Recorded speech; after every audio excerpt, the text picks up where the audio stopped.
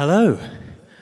Welcome to Nice Hello. Tuesdays. Nice to be nicely here. Yeah, thank you very much for joining us. How are you doing? I always say this time of year is great. Yeah? Yeah. It's nice to have some sunshine, isn't it? I mean, just as I feel like it was supposed to rain all day, and then it's just been like lovely and sunny as we arrived. That was very nice. It's been quite a busy time for you, though. I feel like the last, I don't know, 4 days ago, I think you launched a collab with Cortez. I mean, that's amazing. What was that like? Well, I'd say they launched it with me, really.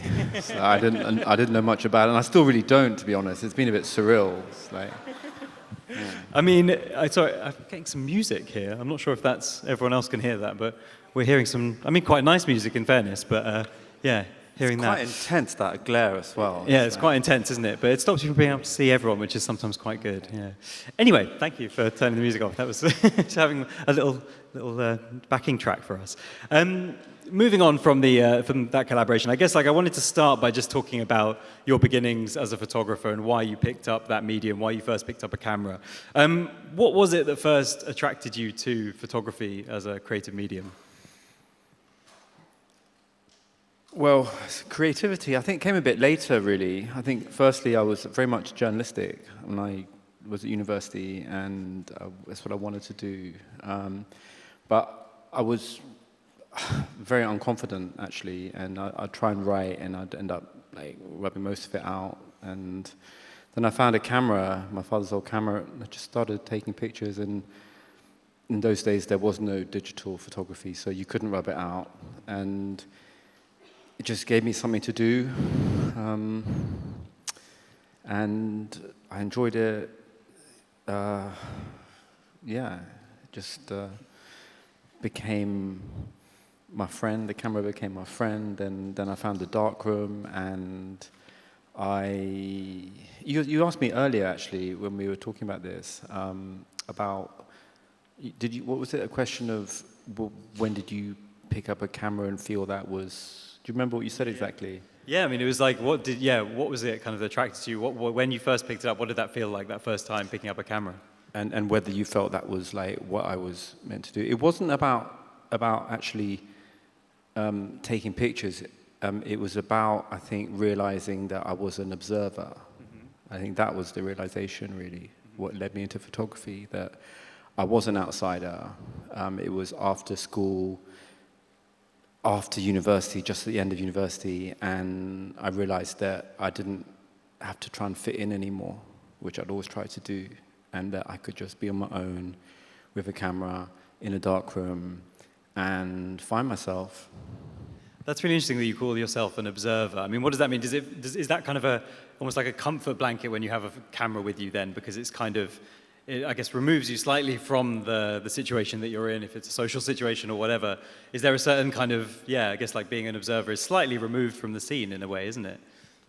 Yeah, I've realized that a photographer is, it's something very, for me at least, it's something very almost like delicate, and I don't know if it's rare, but I think you have to be able to be inside and outside a situation at the same time.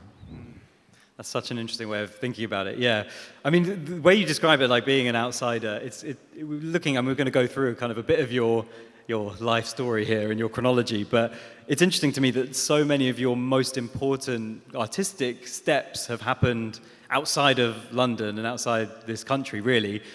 We talked a bit about Budapest and Amsterdam as two places where you went when you were, in the 90s, I think, and a younger man, and you had these kind of moments of freedom there. Can you tell me a little bit about those moments, I guess, Budapest and Amsterdam, and what they meant for your creative development, or I guess your development as a person as well? Yeah, I found myself in Prague after university and September, and I just decided not to go back to England. Right. Just decided to stay and ended up in Budapest, and that's where I started to just photograph the streets, and it was a very interesting time, post-communism and the sociology that fusion of two distinct economic ideology had spawned. And that's, I think, I became an artist, I think, in Prague when I saw William Klein's exhibition. Okay. And I realized that before that I was very inspired by, or very motivated by Salgado's work. really. And so I studied in Latin America, and his work in the mines, particularly those pictures. When I saw those, I thought, yeah, that's what I'm gonna do. Because I've been at, as I say, university, and obviously you study Latin American studies, then you're just going to be very political, and the literature, of course, is very political. So that's my basis as a photographer. So you talk about this, like fashion collab I've just done. I'm quite oblivious to it, and still, right. Yeah. So your first, I guess, when you started out, you were very much thinking about it as photojournalism. I mean, Salgado is, like a war photographer, would you describe him as, or like a documentary photographer? But that was kind humanist. of humanist. Yeah.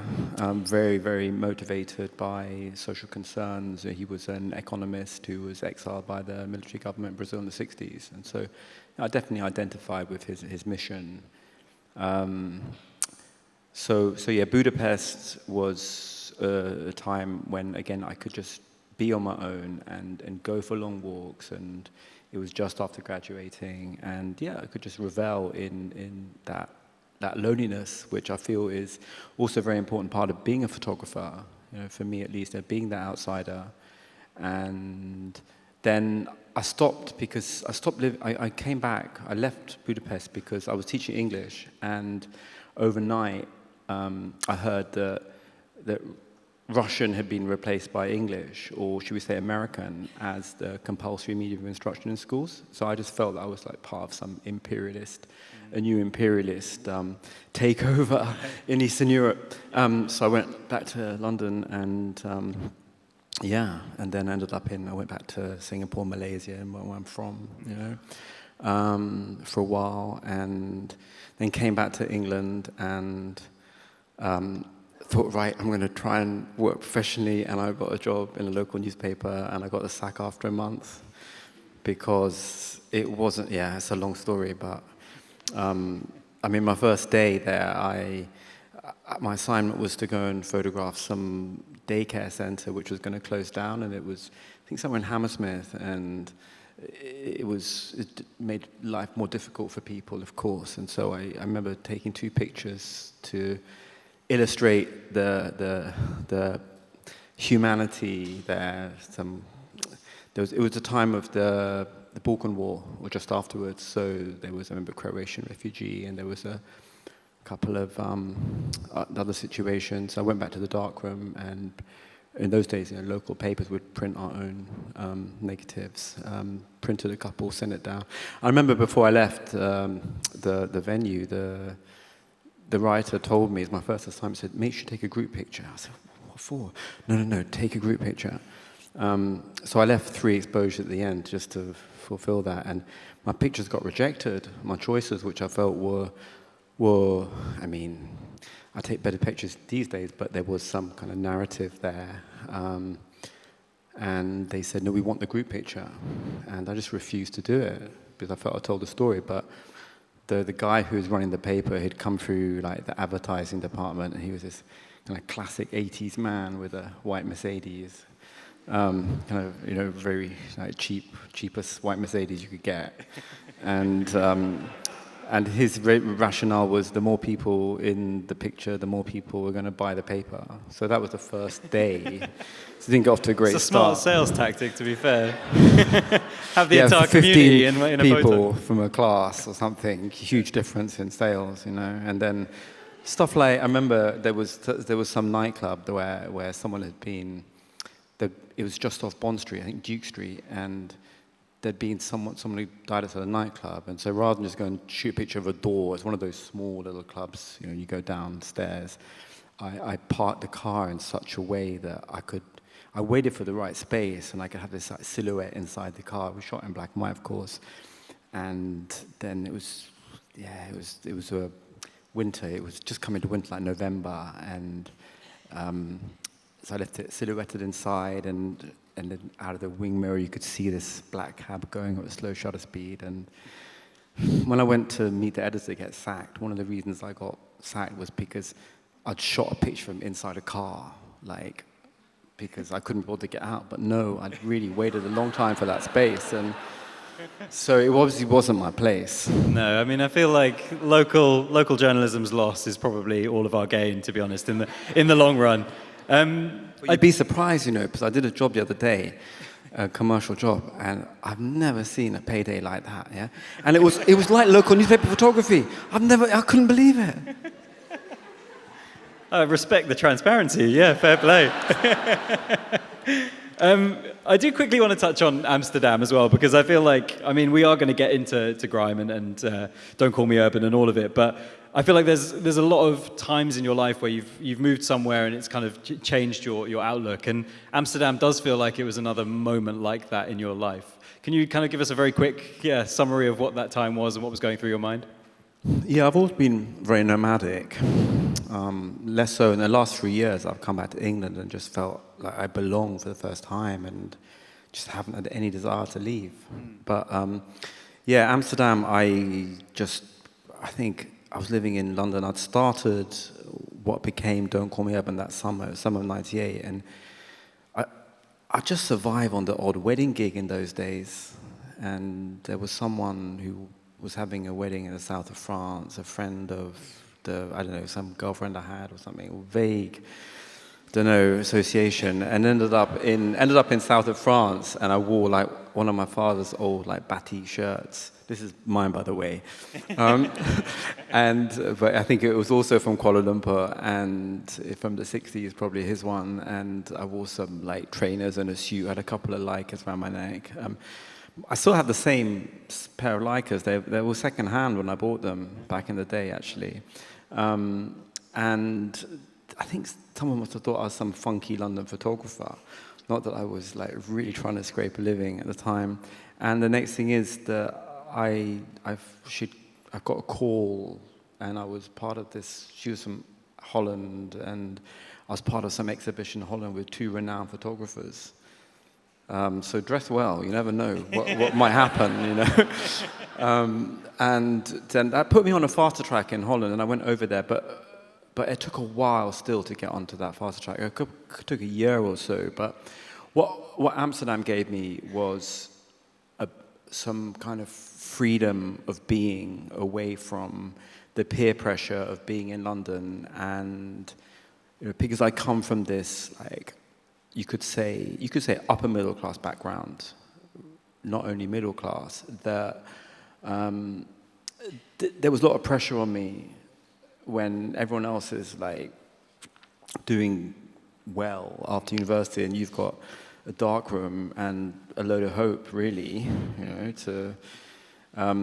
and that peer pressure, it became very suffocating, and always being compared with people and things, and to go to Amsterdam and just live in the youth hostels and just feel free, actually. And I spent a couple of summers living in Amsterdam youth hostels. Is great, just like wander from one to the other, and just in those days it was cheap too. It was like £5 a night, and I mean, I'd be serious. Have a portfolio, and I'd be phoning design agencies and trying to get work, and I'd photograph a lot, of course, in the youth hostels. But everything what people might identify as my style now, it all stems from that time. And I think that in photography, it's always a reflection of something else somehow, and by positioning yourself in, it always stems from, for me, photography always stems from other experience that I have, and I think just being a bit looser and freer and easier, I think somehow that went through into my work. That's a lovely way of thinking about it, and I've never heard it said like that, but it totally makes sense. I'm going to kind of telescope a little bit, but you came back to London, and I guess I'm intrigued, like, when did you start photographing London's grime scene? How did that start? And I guess, did it then grow fairly organically? How did that all happen? Well, Amsterdam's obviously not far, and I'd already started what became Don't Call Me Urban, my work in Lambeth in 98. I went to Amsterdam 99. Silverlink started also in 98. So I'd come back to London and work on these projects, as not knowing, what I was doing or where my struggles were leading. And Amsterdam, I would. Oh yeah, in London I didn't have any breaks. Like when I joined Magnum, I hadn't had one. I'd never had a story published in a UK magazine, but in Holland I'd had some editorial breaks, and the work that I was doing there, the magazines found interesting. Again, maybe it helps, like being an outsider again and being a foreigner there working. But Holland's a very small place, and after a while I felt a little bit suffocated there, and I found I needed to come back to London, and just I'd also been. I think that the Magnum office in London had taken interest in the work I was doing there, and that opportunity presented itself. So I moved back to London and followed through with that. And Grime begun in, well, my first Grime picture stems back to 2003, but it wasn't until 2004 that I really knew what I was doing there with that, when just by chance I came across a Rewind magazine, and yeah, that just like opened the doors really to I suddenly was photographing all these people who've become big names, and who were big names on the underground in those days too. But it was particularly the Roll Deep video shoot where I connected with the youngers in that area, and to me that was really my Grime experience, because that was the underground, the youth clubs. You know, what I published recently as Lost Dreams. That to me is really my Grime work. Yeah, the portraits are important, of course, as kind of the almost symbols of my Grime experience. But that work, Lost Dreams, is really kind of, for me, that was Grime. And what was it like being a part of that scene? I mean, did you feel like you were part of the scene, or were you kind of, again, we're using the same words, but did you feel more of an outsider, more an observer? How were you kind of treated in those spaces that you were shooting in? I was welcomed. Yeah, I was welcomed, definitely. And I think that is a big part of why I live in London today and why I've stopped running away. Okay. You did mention Magnum there, and the one thing that we've got some, I think, images. I should have said, yeah, there's lots of your work on the screens behind us, but we have some images in there of this shoot you did in France in 2005. I guess there were riots in 2005, and that's the first time you went there to kind of photograph. I think it was, on the housing estate, fourth largest housing estate on the outskirts of the city of Blois, I think it was. Yeah. What was it about that story that kind of attracted you to it? I'd been to Blois on a school trip when I was 13. Really? And then also my French, like, I'm going to really give my age away if I say O-level project, or GCSEs, as you, all of, probably you in here will know it, was on the Chateau of the Loire Valley. So again, I'd gone to Blois then. And I remember being in London, and there was, sorry if anyone came to the Photographers Gallery talk, and I'll repeat this a little bit, but I was there in London, and every day there's new disturbances in France. And I was in the Magnum office one day, and I said, look, what's going on? Can I have a look at the pictures? And I heard that no one from the Paris office was actually taking any. So I was on the train that afternoon, and the next day I was in the office, and the editorial director said, do you want to go to Blois? I said, oh, Blois, okay. It's for Time magazine, so I went there, and you couldn't do anything in a couple of days. Everyone's hiding, but I made a connection with a youth worker, and I went back to Paris that weekend and decided, yeah, this is an interesting story. Those demographics with 50,000 people, but 20,000 living on the edge of France's, on the edge of town, edge of this bourgeois, pretty town in France's fourth biggest housing estate. And yeah, that was a year that I kept going back and forth. And I was intensely involved in Grime in London as well. And I'd just be going back and forth, working on those two stories. And it was probably my most, that was my time, I think, really. We have these phases in life, and I think me as that very busy, like, document photographer, when I was like on my own in life, single, just like me and my cameras out there.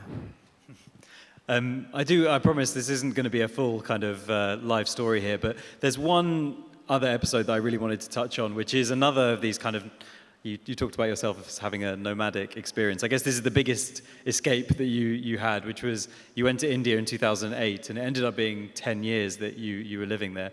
Just talk us through, I guess, what motivated that move, what was going through your mind in 2008, and why that move happened. Well, I'd always wanted to go back. I mean, I've been to Malaysia. Remember, I left Malaysia when I was like 10, and then 13. My parents came back. I went to boarding school first, and then, I went back again when I was about 30, I don't know, 34, something like that age, and I found that it was just too shallow for me. You know, Malaysia, it's a very commercial place. Singapore, Malaysia, there's no history really. There's no cultural depth. I mean, Singapore makes an effort with the arts, but it's in a very, very commercial place. And I felt that I hadn't really found my kind of ancestry, my deeper being. I was very intrigued by India. So I wanted to go and discover that. So I went deeply into it, and there are, sorry, there's not that many. Oh, there's Dimapur. That's northeast India. Yeah, there's two. I've got two bodies of work to edit from India. The three you've just seen, and there's the nighttime work before. Nighttime work's all from Calcutta, and when I first arrived in Calcutta, I was like, oh wow, this is like heaven. I'm here. But it didn't take long for me to see modern India as quite a dark place, and so I didn't set out to shoot nighttime, but after a couple of trips, the pictures I was making at night just had more resonance and maybe chimed with the experience I was feeling. I'd gone to find my ancestry, and I descend from this like kind of high caste nobility from East Bengal, and I had nothing in connection with my ancestral relatives, or most of them. I found them quite, snobbish, really, and just the whole, like, materialist, this what they call the Kali Yuga. There's this age of materialism that India is peaking at the moment, and this obsession with celebrity as well, with Bollywood and cricket, and I didn't really enjoy. But I got stuck there for a long time as well for various reasons. And then when my daughter was born in 2011 in the northeast, just on the border near the border with Burma up there, then I started to photograph again, and that's my other body of work of India, which I have to edit at some point. And I just felt, I think, the inevitable joy of having a daughter, and I started to photograph more freely again up there.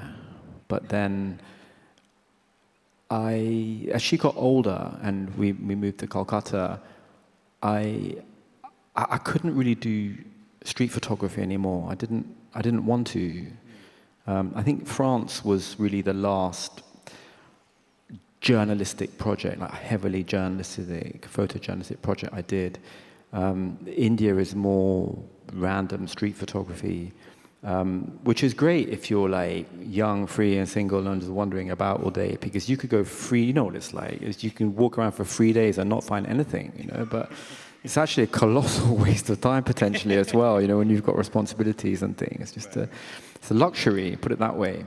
And also, I didn't enjoy it anymore, particularly after social media kicked in, and I just found, I mean, social media has made fools of all of us, but in India, it has its own like peculiar dynamic, I think, because of Bollywood and everything's some kind of song and a dance. And then when my mother passed away as well in 2016, I just went searching for something else, and I started to learn Indian classical music, and I pretty much stopped photography.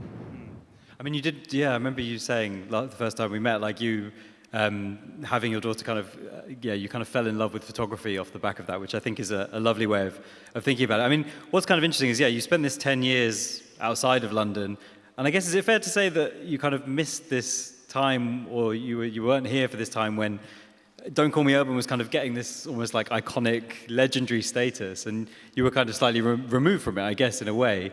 Talk to me about that. Like, is that how it felt, that you were kind of slightly oblivious to this fact that this thing was, becoming so iconic?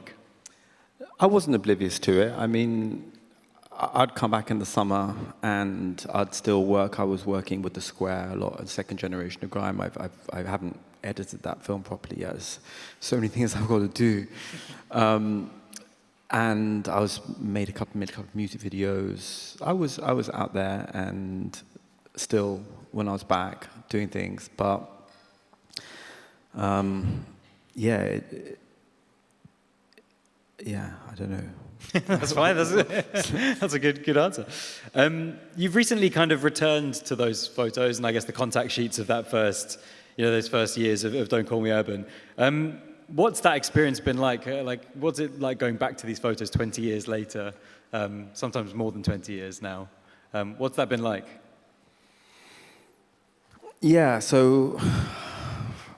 I got back in 2020.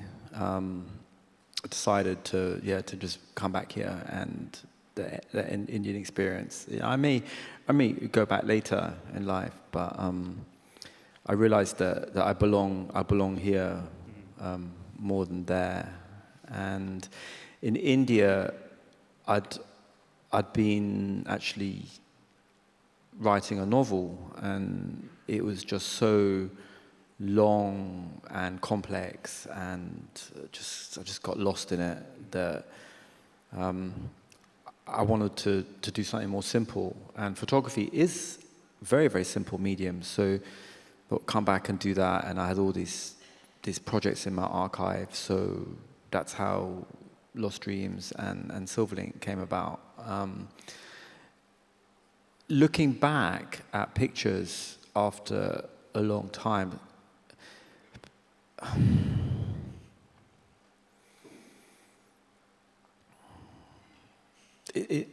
it's quite emotional, actually, with the passage of time, because you look at the photograph and you remember the experience of being there. You remember, particularly with Silverlink, you remember like maybe where you were going that day, and sometimes I'd end up down in Richmond. I'd finish in Richmond and I'd get the bus back to my mum's, have dinner with her, and things like that. So, or you'd people that you'd spoken to, or you'd met, and photography is deep like that. If you in your archive, there's so many memories, so much experience that for an emotional person like myself. I can get lost in them. I can just spend days looking at them and just remember things and people. And I mean, sometimes, like, it's particularly with the Lambeth work, with the youths that I was hanging out there, just like kind of before my Grime experience, I wonder what was I doing in those situations, just like, searching for some, I don't know. I was trying to tell a story, I guess, about the youth and the waywardness. But yeah, it's hard to put it into words, really. Yeah, I mean, it is a very, it must be, amazingly kind of emotional going back to that time. I've got further to go as well. I'm looking forward to going back into the East European work when I was teaching English, and I'd photograph my classroom and things. And at some point, I really wanted to look at that work seriously as well. Yeah, there's a lot to do, as you say. A lot to be done. I do want to get to the audience questions. So we'll do this kind of the quick fire round. I think I've got a few questions here from the audience. This feels so quick fire. I feel like I've just run through things so quickly. I know, we're trying to condense it. So Elsa says, what's the most poignant thing the camera has taught you about yourself? Which is a very, very deep question. Amazing. That I am an outsider, and I always will be. I mean, my friends, and there's some of them here today, they know that I'm much more of a one-on-one guy, and I'm not really one for groups. Interesting. Fabian says, for your collab with Cortez, how did that come about? What was the main driver for a project like that for you?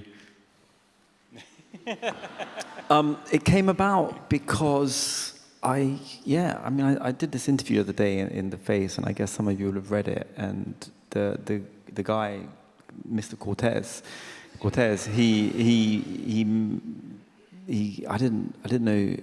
didn't know who he was at the time. Island Records had sent me to Unknown Tea Session, and there was this guy just asked me, and I just remember feeling really sorry for him because he'd told me, I bought you a book, and then I remembered he'd written to me on Instagram, and I looked at my messages, and I remembered feeling sorry for him that he'd spent like £200 buying a book, yeah? And I felt sorry for him that day as well. So I didn't know anything about him. Again, fair play for the transparency. He told me afterwards. He said to me, like I don't know, later when one of these occasions that we've met, he said that when he saw that book first, he wanted to get it, but he didn't have £200. And then a year later, he said, right, I'm going to get that now. And he got it, He's an interesting person. Very interesting. Final question from Monica, and this is another really great question. How do you ensure your work is accessible to the communities you're capturing? I guess, you can take that in any way you like, but really interesting question. How do you ensure your work is accessible to the communities you're capturing? Great question, Monica. Why wouldn't it be? I don't understand. Is it because the books are, obviously Don't Call Me Urban it's not my choice that's gone out of print and its resale value is high, but you could have bought that for £18 when it was released. So I don't feel my work is inaccessible, and I feel that I'm still very much involved with those communities. I have good friends in those communities, and I want to do more work like projects, mentoring in those communities, and that's kind of why I exist. A final question from me, I guess, just if there's any young photographers out in the audience, any words of advice for them from your experience, like anything that you could share with not even photographers necessarily, but young creatives out there? I say you got to really be careful of this social media thing. Really, you got to just be able to detach yourself from that. And if I look back to Amsterdam and that peer pressure, I think social media is some kind of strangulation. We're being strangled by peer pressure with that, and everyone's in such a hurry to make a mark. Not everyone. I'm sorry if there's people out there who are not, but that is a general tendency. It's not their fault that they're expected to suddenly have some kind of social media presence. But when I went into a darkroom, like for 5 years, could just evolve organically, naturally, as a photographer without having to show anything to anybody. I've said that before, guys, so sorry.